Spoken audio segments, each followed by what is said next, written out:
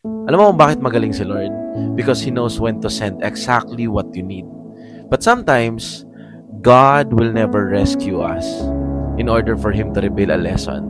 Yung kahit umiyak ka, madurog ka, at pakiramdam mo walang pag-asa, God will allow that para ma-experience mo at makita mo yung lesson ng choices natin na ginawa sa buhay. Kaya alam mo, yung mga choices natin sa buhay ang naglalagay sa atin sa mahirap na proseso. Then we always expect God to rescue us. Kaya napakahalaga na when we are making big decision in life, we always ask if aligned ba yun sa will ni Lord